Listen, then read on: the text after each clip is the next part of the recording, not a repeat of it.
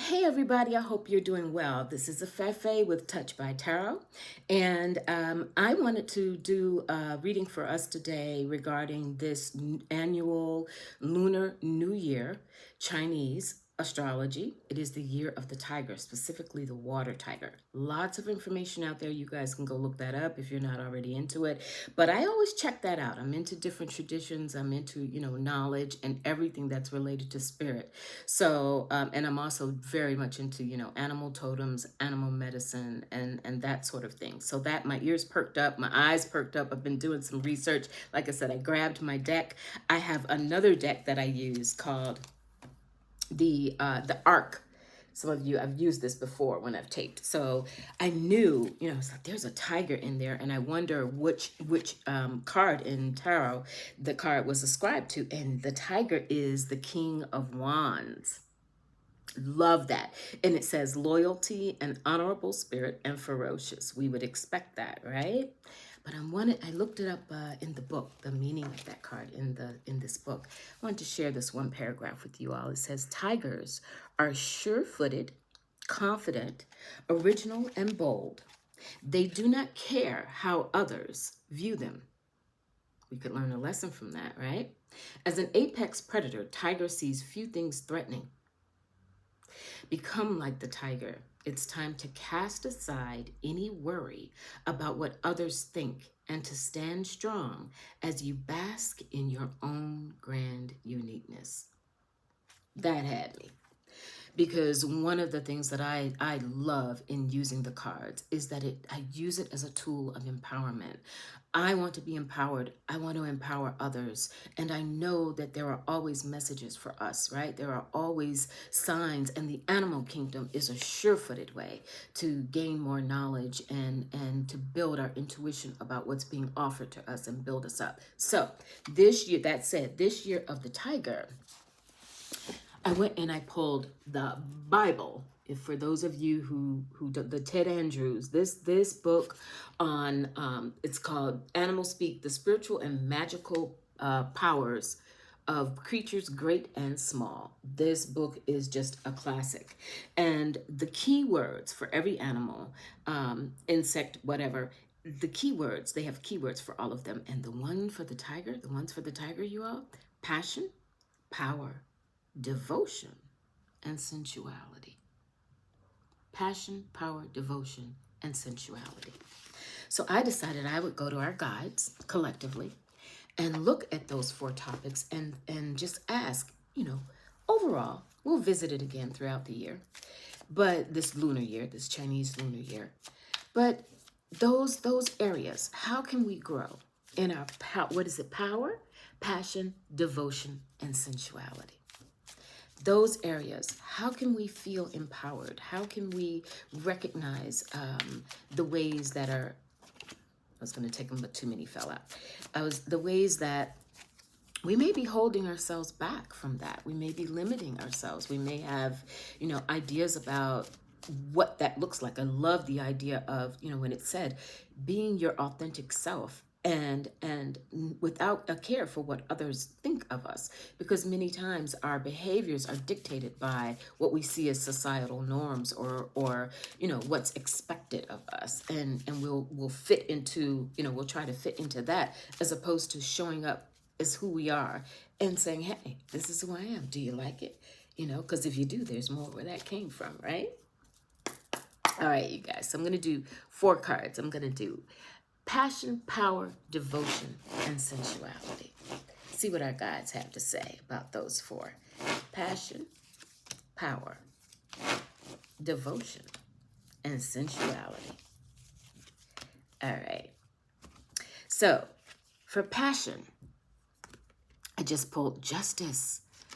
Ooh, ooh, ooh. I love how spirit answers. Passion. I know for many of us who bond on this forum, on this platform, we are people who are very committed to fairness, committed to issues around social justice, committed to the idea of equality. Our passion for ourselves, in treating ourselves with fairness, and being demanding fair treatment within our governmental structures, our friendships, our family, our personal relationships, justice. So that's something to think about. Really, how can you employ your power and your entitlement, as it were, to being treated fairly, to having a sense of justice, to you behaving in that way with others? Are we sometimes, even with the best intentions, a little off balance with that? Because justice in tarot, I had this whole debate about tomato, tarot. But with justice, there's always a question of balance. We think about its Libra qualities. It is very much a card ascribed to the sign of Libra. So there's that idea that when things are out of balance, when we, on the one hand, believe in justice and equality and fairness socially and within our relationships, but we don't always behave that way because we want what we want, or when we tolerate behavior from others that is, we know, not fair to us, and we don't speak up, we don't own our power. As the tiger, they're saying, not this year. This year, let's make that a goal. Let's think about what that means and how to translate that. Our second one was power, coming on the heels of passion. We got the Nine of Pentacles. Ooh, all right. Do we equate? This is a card usually of material gain. It doesn't have to be money. Doesn't hurt if it is. But it is also a card of how we are building our foundations and the idea that we're doing a pretty good job. The 9 is one short of a 10 in tarot. So there is something that has been built here. And I think it's saying, remember our power. Remember how much we've built. Hold on to that this year as we increase our goals, as we go after what we want, as we make our next steps. But be mindful of how much we have. And remember to express gratitude and stand in power, stand in, I did that. Like if you've made certain accomplishments, if you can see measurable differences in what you've been able to do, acquire, what your success is, however you determine that and define that, hey, give yourself that pat on the back, stand in that power, because that 9 of Pentacles says it's showing up in your life. Take stock of that. Beautiful. Absolutely beautiful. And then we had, I think it was devotion.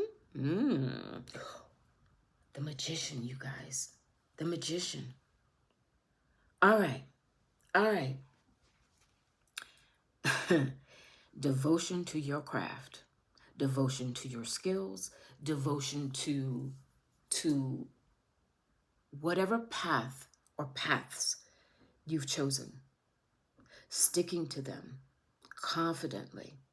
Because the Magician is the ultimate creator. And the Magician has every tool available to create.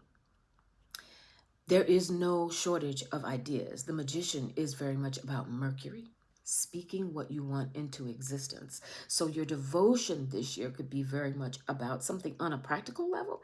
It could even be about making sure that you keep your journals, making sure that you track your progress, making sure that you speak and do your affirmations so that your goals and your magic and your healing and whatever it is that you set out, your careers, your love life, your ability to connect with others, the foundations of your life that you're building or rebuilding or constructing.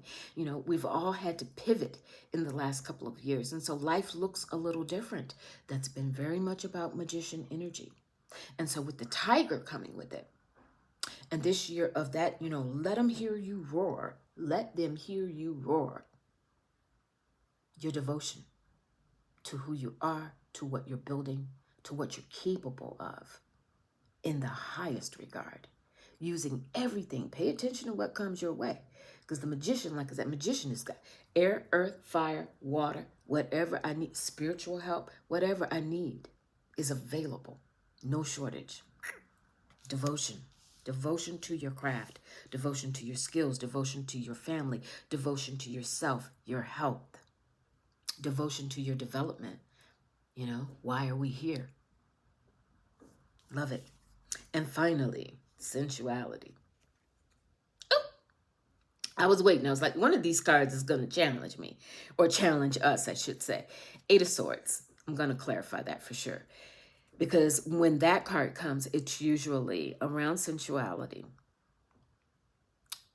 It could be that for some of us, there's issues around being really comfortable with our sensuality, being very comfortable in our bodies, being very comfortable expressing our needs sensually, and wondering if that's going to be accepted. Sometimes, especially as women, I think we can tend to wait for someone else to show signs of acceptance or attraction or wanting to connect before we feel safe enough to give the signal and reciprocate, right?